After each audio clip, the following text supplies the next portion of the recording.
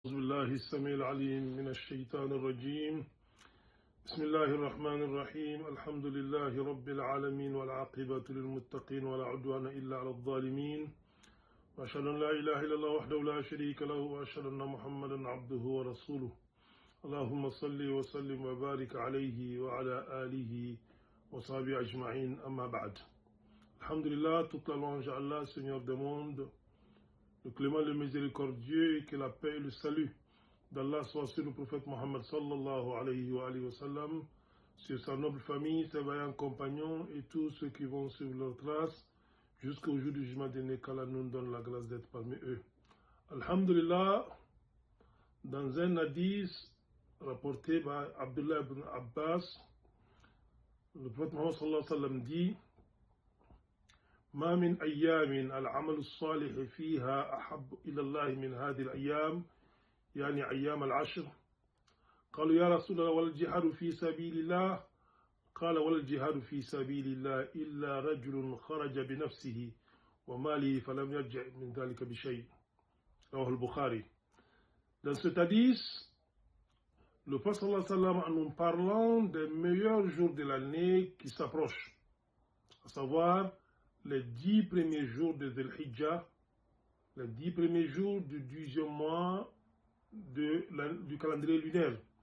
Il dit: il n'y a pas de jour où les œuvres sont plus méritoires et plus aimées par Allah que ces jours, c'est-à-dire les 10 premiers jours de Dhul Hijjah. Et les compagnons lui demandèrent: et même le djihad, et même le combat dans le sentier d'Allah? Il dit: oui, même le combat dans le sentier d'Allah, sauf un homme qui est sorti avec sa personne et sa fortune sans retourner avec aucun de ces deux. Ce qui signifie que les œuvres dans ces jours qui s'annoncent, c'est-à-dire les 10 premiers jours du mois de Dhul Hajj, sont les œuvres les plus aimées d'Allah. Nous pouvons nous rapprocher d'Allah par tout ce que nous pouvons, et ces œuvres seront plus aimées d'Allah que toute autre œuvre dans un autre moment. Nous devons également nous rapprocher d'Allah en nous éloignant de tout ce qui est acte de désobéissance, de tout ce qui est péché. Nous pouvons lire le Coran pendant ces 10 jours. Nous pouvons faire le sacrifice. Nous pouvons faire le jeûne, surtout le jeûne du jour de Arafat, le 9e jour.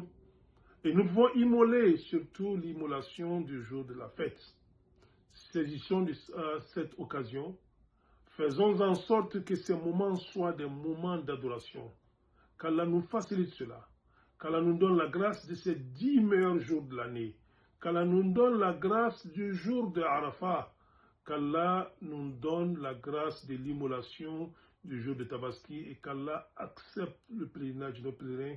Wassalamu alaikum wa rahmatullahi wa barakatuh.